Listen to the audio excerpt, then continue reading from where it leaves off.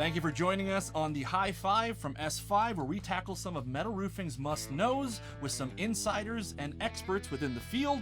I am Patrick Thompson. I will be your conductor on today's crazy train. And with us, we've got some great colleagues and friends. It's Mark Gies and Jesse Winternitz. Boys, how the heck are you doing? Awesome, Patrick. Thanks for inviting me. My pleasure. The invite is always open. Jesse, the open door policy extends to you as well. Yeah, it'll be fun. First time on a podcast, so I get to channel my inner Paul Bissonnette, see how I do. There you go. Dive in, man. Enjoy it. Yeah.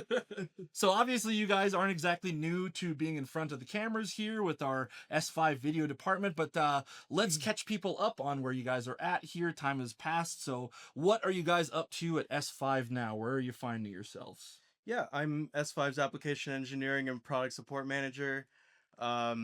Based out of Colorado Springs, Colorado, here with you. Love it. Mark, what about you? Yeah, so I've been with S5 6 years now. I've been in solar for 16, believe it or not. I'm a veteran. I'm on the strategy side and also market development. Through my career, I've done engineering, application engineering, a lot of codes and standard stuff. My career has been all racking all time. So that's all I can talk and breathe and live about. That's why you got a seat on today's podcast. And to recap, what we do here on the S5 High Five is that we cover 5 questions that are related to the field you guys work in to give some insights, advice, any information that people can maybe learn from this. So we're calling this episode Where Solar Meets Metal, Trends, Tactic, and Tech That Works. So we're going to cover a little bit about solar in general, but we'll dive in a little bit. I feel like this guy's is kind of in your wheelhouse. So let's jump in right into number 1. Solar has been around obviously for plenty of time now, but it's evolving fast. So tell me, what is some of the biggest trends you're seeing right now in solar and metal roofing? Cool. All right, thanks, Patrick. I'll dive in, I guess. Yeah. Start it off. So I think overall as an industry, rooftop solar has really sort of had flat last few years. Good. Ground mounts growing like crazy. Rooftop has, it's had its heyday, but it's been slowing down a little bit. But within rooftop, what we see, and this is really our wheelhouse, is metal roofs. And the metal roof part of roofing, that percentage of roofing has been slowly growing. And various reasons for that, and I know the questions you're asking, so I know one of them is going to pertain to why. But he's got foreknowledge on this. It is growing, so that's really this trend of metal roofs growing within commercial space, which is about 30%, growing in residential, which is still less than 20% of residential roofs are metal, but growing. As I said, for various reasons. But for us, it's really, really, really fits for us, and it is the best roof to put solar on. Yeah. Here. And so we see that trend, and it really is a really good fit for not only our clamps and brackets, and we're the company that makes the best company that makes, attachments for metal roofs, but also a direct attach rail system, which we have.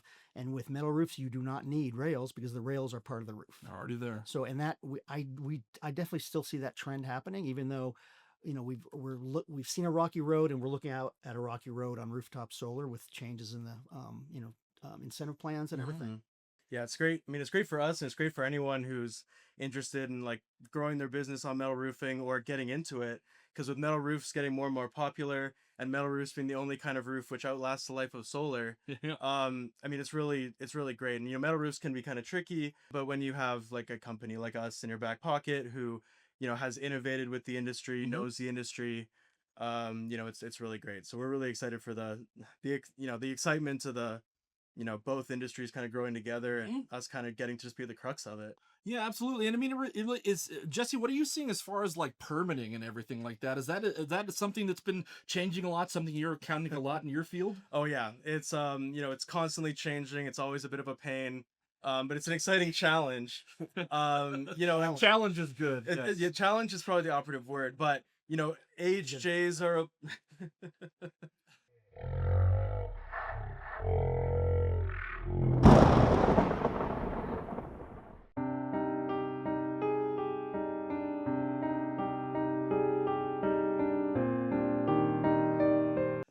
the first violence we've had on the High Five. You hear high five your face. AHJs are evolving, and we need to have the code compliance to keep up with it. For sure. And, it's really great to be able to support our customers, engineers, EPCs, really the whole industry to be able to have things like UL 3741, ICC, all these really prestigious and great reports and certifications that we have ready to go. And on the back end, it is a pain for us to keep up on it because it's a lot of work, it's a lot to learn, and it's a lot to try to keep track of. But to be able to offer that to all of our customers, it's that's why we do it. That's why we are constantly innovating. Can't beat that peace of mind. All right, things are getting tougher. There's just more and more awareness of solar, and there's more savviness with permitting. But one of the reasons I'm here, and I think we're all really proud of it, is that we really provide awesome support, and Jesse's in charge of that. And we have your back, installers who are trying to get permitting and trying to get over all the hiccups. Absolutely. Yeah. So let's talk a little bit about sustainability. Obviously, when it comes to solar, that's something we hear a lot related to that topic, but what does it actually mean for customers, whether they're building owners or solar installers, when it comes to installing solar on a metal roof? I mean, I think there's various levels of sustainability. One big level is, as you're saying, the reason why people are doing solar is just, to be, just to, I guess, save the planet, to be more environmentally friendly. For us, it's even a bigger picture because, if I can measure sustainability by how much trash goes into a landfill, yeah, putting solar on metal roofs wins. Yeah. Because one of the reasons we're going to get into that dispute, that really why there's a growth in metal roofs, is that sustainability. Metal, from a perspective of life cycle cost, you can't beat metal roofs. Yep. And they last 60, 70 years or forever, and you'll never see, because of that durability, because of the recyclability, you won't see a metal roof in a landfill. Yep. And it's the best place to put solar because the roof will outlast the solar. That's a really important thing that people don't think of, is the roof will outlast the solar. Yeah, you're never going to be re-roofing your metal roof in the middle of your solar array's life cycle. Right. And that's not going to sustainable to take apart a solar system, put a new roof on, throw the old roof away. Which is going to end up in the landfill. Which will end up in a landfill. Yep. It's probably an asphalt roof. Yeah, what do you know? And then put solar on that. So it's really the best fit, and it's all about one big facet of the sustainability, I guess. Saving people then money too as well, because it's going to cost them a lot on their end for a solar owner of a home, whether it's a residential or commercial, is that if you're having to re-roof suddenly in the middle of that, that's going to cost you a lot of money, and that's far from sustainable right there too. So there's a lot it's got going for it, obviously, for metal. Mark, you mentioned direct attached solar mounting earlier, and obviously that's something we're very passionate about here at S5 with our PV kit mounting system. Jesse, tell me, what are you hearing from people? What are their hesitancies when it comes to this system? Yeah, I mean, there are a lot of hesitancies. I mean, rails are a tried and true system. It's a traditional way to do it, and it's what crews are used to. But the reality is, on a metal roof, you have seams or ribs every 9, 12, maybe up to 24 inches on center on the roof. And if you can find a good way to utilize those, it's going to save you a lot of cost when it comes to logistics of shipping rails, getting them up on the roof, just the material cost alone. So, PV kit on certain projects, especially, commercial standing seam projects, barns, barn doors, that kind of thing. PV kit is a great option to, it sounds cheesy, but to save 30-40% of your racking cost. You're not cutting any corners. It's a true UL 2703 listed system. It's very strong. S5 will do training with your crews so you guys can understand what the steps need to be to prep the modules and make it nice and easy. Maybe you've had experience, speaking to the audience, with direct attach systems before. Maybe you didn't have a great first experience, but just a tiny bit of forethought about connecting MLPs to the module frame, tying up your wires in the ground and getting to utilize the benefits of PV kit, like the quicker installation and the lightweightness of that's not a word, the lightweight products of the PV kit system. There you go. We can help you have a good first experience. And maybe direct attach isn't how you go on every project you have, because I'm sure you're operating on different roof types, and maybe there's certain metal projects on really steep slope or 42-inch wide IMPs where PV kit's not a good option for you. But let us work with you to find the ones that are, and there's a lot of cost savings there to do it. And after we've done trainings with certain contractors, they've really enjoyed those experiences, and they now have just an extra tool in their back pocket. Well, yeah, that can't hurt to have another thing. And I mean, Mark, you've been with me on some of these jobs where it's their first time doing it. And really, I think that learning curve is not all that steep. Once they start getting into it, you can really wrap your head around it super fast. Yeah, we talk, as Jesse mentioned, there's some specific best practices we talk about. Yeah. Module prep, make sure everything's tucked on the module before you bring it up on the roof. Then it's just a repeatable installation process that's just a couple minutes long.